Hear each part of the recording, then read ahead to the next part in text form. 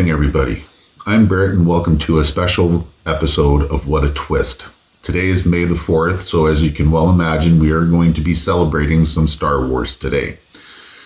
Thanks to Jon Favreau and Dave Filoni, we have a very good selection of excellent programming to choose from on Disney+. The first one we're going to look at today is a limited series that came out in 2022. It had a rating of TV 14, and it's about one of my favorite characters in all of Star Wars. Here's the trailer for Obi-Wan Kenobi. I've heard they might try to make a second season, but yeah. This show was fucking awesome. You get to see live action Inquisitors. You get to see Obi-Wan as a truly broken man and clinging to whatever hope he can find. As you can see, he's creeping on Owen, Lars, and Beru, watching Luke growing up.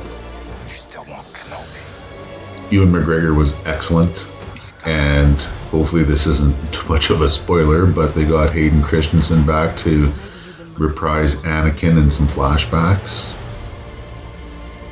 Oh man, this was such a good show. You get to see a young Princess Leia as well. She's one of the main parts of the show, and she was excellent. Really, really good.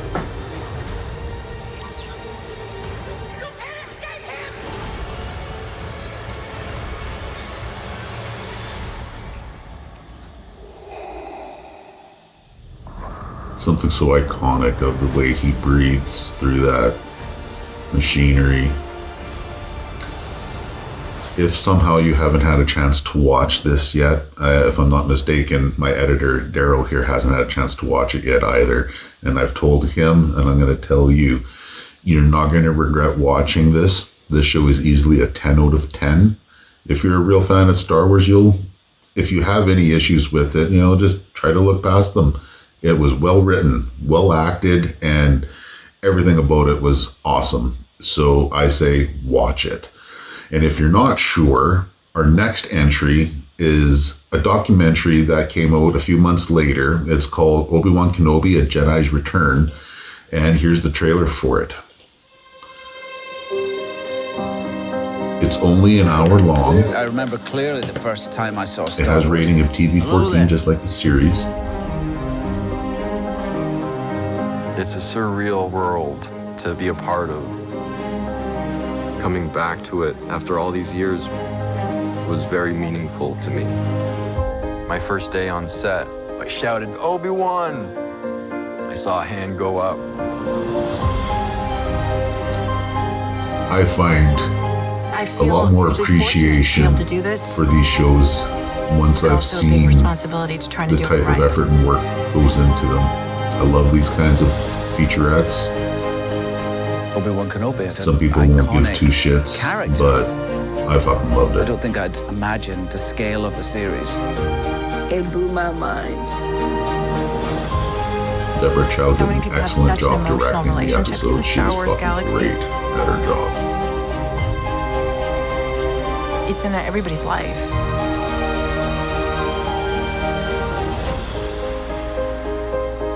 This will also get a 10 out of 10.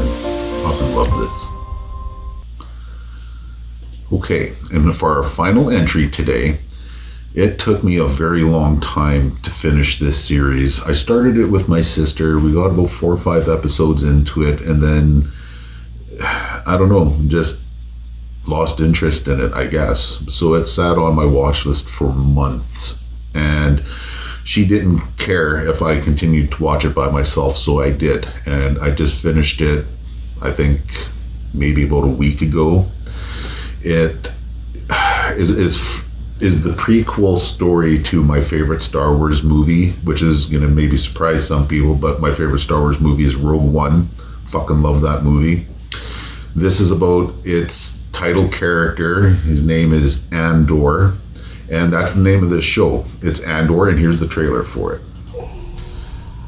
This also, as the previous two, has a rating of TV 14.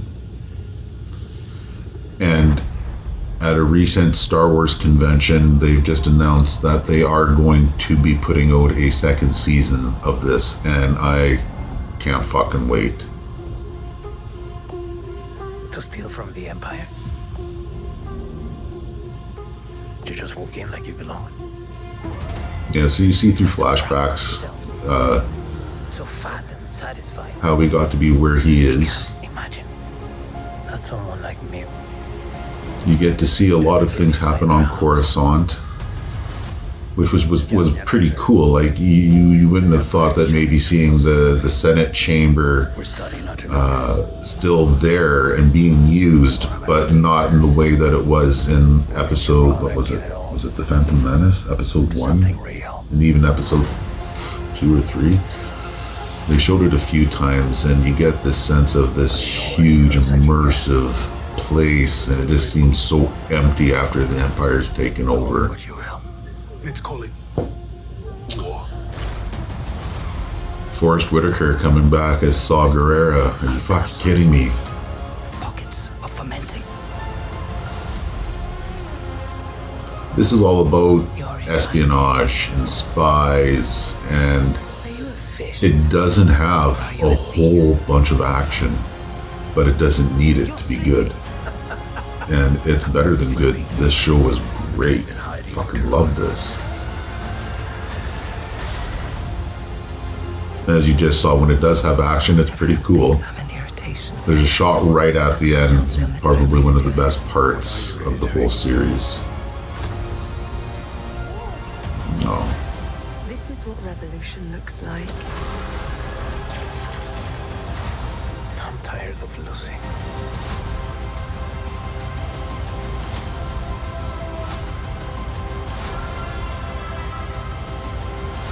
This part right here, he's being chased by the TIE fighters, fucking wicked. And then he gets arrested and goes to prison. There's a prison break. Oh man, this show had so many pluses going for it. It had great acting, great sets, great costumes. It was a good story. I heard a lot of people bitching about Andor, and I'm not entirely sure why. I loved it.